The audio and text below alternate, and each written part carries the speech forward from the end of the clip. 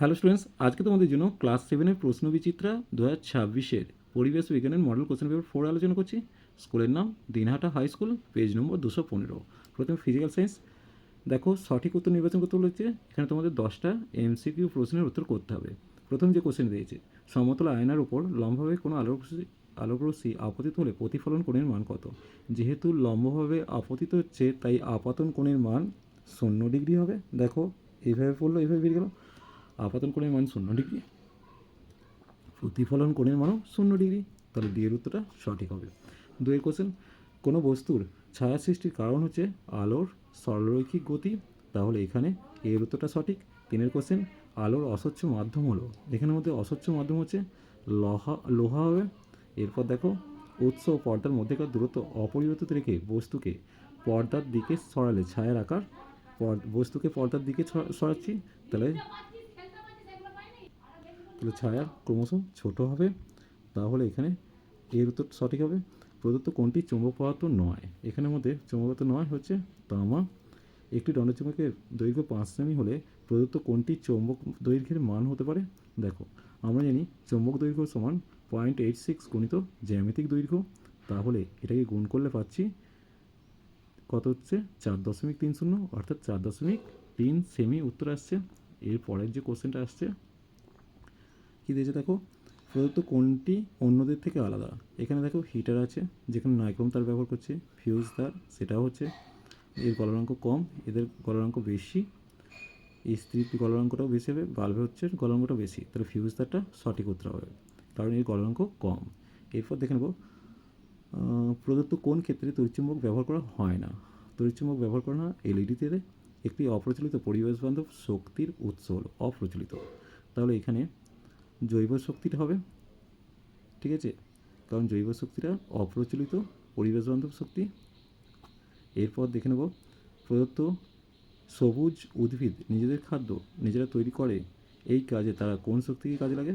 অবশ্যই সৌরশক্তিকে কাজে লাগায়। এরপর দেখো, 2-এর দাগে যে প্রশ্নগুলো দিয়েছে, দেখো তুমি কী দিয়েছে, তুমি আয়নার সামনে 2 মিটার দূরে দাঁড়িয়েছো। এবার তুমি আয়না থেকে আরও 50 সেমি দূরে সরে গেলে, তোমার থেকে প্রতিবিম্বের দূরত্ব কত? দেখো, আয়না থেকে আমার দূরত্ব, প্রথমে আয়না থেকে আমার দূরত্ব কত ছিল?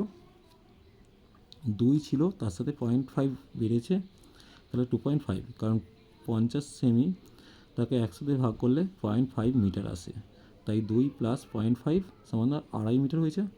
এবার আয়না থেকে প্রতিবিম্বের দূরত্ব 2.5 মিটার হবে, তাহলে আমার থেকে প্রতিবিম্বের দূরত্ব কত হবে? 2.5 + 2.5 মানে 5 মিটার হবে। একটি সপ্রভ আলোকোৎসের নাম কী হবে? সূর্য হবে, নক্ষত্র হবে। শূন্যস্থান পূরণ। দুটি দণ্ডচুম্বকের দুটি এনমেরুকে কাছাকাছি আনলে তাদের মধ্যে বিকর্ষণ হয়, তাহলে শূন্যস্থানে বিকর্ষণ কথাটা লিখে দেব। এরপর দেখো, কী দিয়েছে, কোনো বস্তু চুম্বক কিনা তা জানতে আকর্ষণ না বিকর্ষণ কোনটি বেশি নির্ভরযোগ্য বলে মনে হয়? অবশ্যই বিকর্ষণটা বেশি নির্ভরযোগ্য, ঠিক আছে, এটা করবে। সত্য মিথ্যা, সুইচ অন করলে কোনো বর্তনী মুক্ত হয়, এটা মিথ্যা দিয়েছে। এরপর ব্যাটারি বলতে কী বোঝো? দেখো, একাধিক সেলের সমন্বয়কে ব্যাটারি বলে। একটি জীবাশ্ম জ্বালানির উদাহরণ চেয়েছে, কয়লা হবে, পেট্রোলিয়াম হবে, যে কোনো একটা লিখবে। এলপিজির পুরো কথা হচ্ছে লিকুইফাইড পেট্রোলিয়াম গ্যাস। এবার 3-এর দাগে আমরা দেখে নেব, আলোর লঘু মাধ্যম থেকে ঘন মাধ্যমে প্রতিসারণের রেখাচিত্র আঁকতে বলেছে। দেখো, এটা হচ্ছে বিভেদ তল, এটা হচ্ছে আলোর রশ্মি লঘু মাধ্যম থেকে ঘন মাধ্যমে প্রবেশ করছে, ঘন মাধ্যমে প্রতিসরিত রশ্মিটা অবিলম্বের দিকে সরে আসে, অর্থাৎ আপাতন কোণটা প্রতিসরণ কোণের থেকে বড় হয়। তাহলে সমতল আয়নায় গঠিত প্রতিবিম্বের কমপক্ষে 2টি বৈশিষ্ট্য। বইয়ের 33 পাতা দেখে নেব। 1 নম্বর, দেখো, আয়নায় গঠিত প্রতিবিম্ব ও বস্তুর মাপ সমান, দেখতেই পাচ্ছ। এরপর দেখে নেব, বস্তু থেকে আয়না ও আয়না থেকে প্রতিবিম্বের দূরত্ব সমান হবে। এরপর আমরা 3-এর দাগের কোশ্চেনটা দেখে নেব। দেখো, এটা হয়ে গেল। 4 দাগের, একটি প্রাকৃতিক চুম্বক ও তড়িৎচুম্বকের মধ্যে মূল পার্থক্য কী? এদের মধ্যে কোনটি ব্যবহার করা সুবিধাজনক এবং কেন? দেখো, তড়িৎচুম্বক ব্যবহার করা অনেক সুবিধাজনক, কারণ 1 নম্বর হচ্ছে এর ক্ষমতা, মানে মেরুর শক্তি বাড়ানো বা কমানো যায়। এবং সেটি অস্থায়ী প্রকৃতির দরকারের জন্য তড়িৎচুম্বক তৈরি করা সম্ভব। এবার পার্থক্য দেখে নেব। দেখো, প্রাকৃতিক চুম্বক কী হচ্ছে, চুম্বকের চুম্বকত্ব স্থায়ী হয়, আর তড়িৎ চুম্বকের চুম্বকত্ব অস্থায়ী। যতক্ষণ তড়িৎ প্রবাহ চলে ততক্ষণই শুধু চুম্বকত্বের অস্তিত্ব থাকে। চুম্বক শক্তি বাড়ানো বা কমানো যায় না, নির্দিষ্ট সীমার মধ্যে চুম্বক শক্তি হ্রাস বা বৃদ্ধি করা যায়। মেরুর অবস্থান নির্দিষ্ট, যা সহজে পরিবর্তন করা যায় না। মেরু শক্তি যথেষ্ট কম, মেরুর অবস্থান সহজে পরিবর্তনযোগ্য, মেরু শক্তি অনেকটাই বেশি। এরপরের যেটা দিয়েছে, একটি লোহার টুকরোকে একটি শক্তিশালী চুম্বকের কাছে আনলে তা সাময়িকভাবে একটি চুম্বকের মতো আচরণ করে। এটি চুম্বকের কোন ধর্মের জন্য? অবশ্যই চুম্বকের আবেশ ধর্মের জন্য। তড়িৎচুম্বকের শক্তি বৃদ্ধির দুটি উপায়। বইয়ের 58 পাতা দেখতে পাচ্ছ, এখানে তারের পাক সংখ্যা বাড়ানো হয়েছে, অর্থাৎ তারের পাক সংখ্যা বাড়লে তড়িৎচুম্বকের শক্তি বাড়ে। আর 2 নম্বর হচ্ছে, দেখো, সেলের সংখ্যা বাড়ালে, তাহলে কী হচ্ছে, সেল সংখ্যা বাড়ালে অর্থাৎ তড়িতের পরিমাণ বাড়ালে তড়িৎচুম্বকের শক্তি বাড়ে। এরপর দেখো, একটি তড়িৎ বর্তনীর ছবি আঁকতে বলেছে। একটি বাল্ব, একটি সেল, একটি সুইচ থাকবে। একটির পরিবর্তে দুটি সেল ব্যবহার করলে বাল্বের আলোর তীব্রতা বাড়বে না কমবে? দেখো, একটির পরিবর্তে দুটি সেল ব্যবহার করলে আলোর তীব্রতা বাড়বে, তাহলে উত্তর হবে বাড়বে। ছবিটা এবার দেখো, একটা বাল্ব আছে, একটা সেল আছে, আর একটা সুইচ আছে। সুইচটা অফ অবস্থায় আছে। এবার দেখো, ফিউজ তার কি? ফিউজ তারের বৈশিষ্ট্য। বর্তমানে ফিউজ তারের পরিবর্তে বর্তনীতে কী ব্যবহার করা হয়? অবশ্যই বর্তনীতে এমসিবি ব্যবহার করা হয়, যেটাকে আমরা কি বলি? Miniature circuit breaker. চলো ফিউজ তারটা দেখে নেব। দেখো, বইয়ের 61 পাতায় আছে, যে কোনো বৈদ্যুতিক সার্কিটের নিরাপত্তার জন্য ফিউজ তার ব্যবহার হয়। এই ফিউজ তারের মধ্য দিয়ে তড়িৎ ওই সার্কিটে প্রবেশ করে। ফিউজ তারের গলনাঙ্ক খুব কম উষ্ণতায় গলে যায়, ফলে কোনো কারণে খুব বেশি পরিমাণ তড়িৎ প্রবাহ এসে পড়লে ফিউজ তার খুব উত্তপ্ত হয়ে ওঠে ও গলে যায়, ফলে বর্তনী ছিন্ন হয়ে তড়িৎ প্রবাহ বন্ধ হয়ে যায়, তাই সার্কিটের কোনো ক্ষতি হয় না। এরপর দেখো, জৈব শক্তিকে কীভাবে মানব জীবনে কাজে লাগানো যেতে পারে। বইয়ের 68 পাতা দেখে নাও। দেখো, সমস্ত গৃহপালিত পশু পাখির মল বড় গর্তে পচালে তার থেকে গ্যাস উৎপন্ন হয়। এই গ্যাস দহন করে যে তাপ পাওয়া যায় তাকে কাজে লাগানো যেতে পারে। এইভাবেই পৌরসভার পচনযোগ্য জৈব বর্জ্য, কচুরিপানার মতো আগাছা কাজে লাগানো যায়।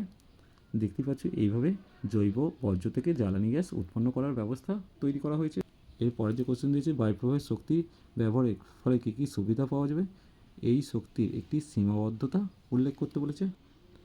দেখো, সুবিধাগুলো: মুখ্য উপাদান বায়ু, বিনা খরচে আহরণযোগ্য। বায়ুকলের গঠন সরল, ছোট আকারের এবং প্রতিস্থাপন সহজ। যে কোনো স্থানে, এমনকি কৃষিক্ষেত্রেও বায়ুকল বসানো যায়। আর কোনো দূষণ ঘটায় না এবং কোনো বজ্রপাত উৎপন্ন হয় না। আর অসুবিধা হচ্ছে, কার্যকরী পরিমাণ বায়ু বিদ্যুৎ পেতে হলে প্রায় 20টি টারবাইন সমন্বয়ে গঠিত উইন্ড এনার্জি ফার্ম ব্যবহার করতে হয়। যদি এটা বড় লাগে তাহলে এইটা লিখতে পারবে, বায়ু শক্তি উৎপাদনের ব্যবস্থা যথেষ্ট পরিমাণে শব্দদূষণ ঘটায়। আরেকটা, বায়ুপ্রবাহের বেগের ওপর উৎপাদন ক্ষমতা একান্তভাবে নির্ভরশীল হওয়ায় সবসময় বা আপৎকালীন চাহিদার মুহূর্তে এটি খুব নির্ভরযোগ্য নয়। এরপর চলে আসবো আমরা লাইফ সায়েন্স পার্টে। পার্চমেন্ট হলো একটি অর্ধভেদ্য পর্দা। এর উত্তরটা, কাণ্ডের উৎপত্তি হয় ভ্রূণ মুকুল থেকে। মূলের ডাগায় যে টুপির মতো অংশ থাকে তাকে বলে মূলত্র, যেটা মূলের নরম ডগাকে রক্ষা করে। ফুলের কোন অংশ থেকে বীজ তৈরি হয়? অবশ্যই ডিম্বক থেকে বীজ হয়। তার পাশাপাশি ডিম্বাশয় কথাটা মনে রাখবে, কারণ ডিম্বক থেকে যদি বীজ হয়, ডিম্বাশয় থেকে ফল হয়। পরাগযোগের 3টি সমস্যা বইয়ের 205 পাতায় তুমি পেয়ে যাচ্ছ। আর ওআরএসটা 205টা আগে দেখে নেব। দেখো, এটা 211 পাতা আছে বইয়ের। এইগুলো হচ্ছে কারণ, সেগুলো একটু বিস্তারিতভাবে লিখলে। বেশি পোকা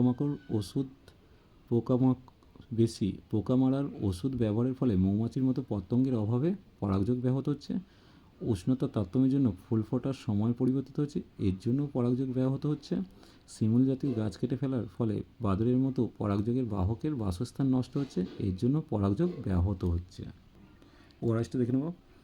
এক বড় গ্লাস জলে 3 চামচ চিনি আর 1 বড় চামচ চিমটি নুন মিশিয়ে নাও।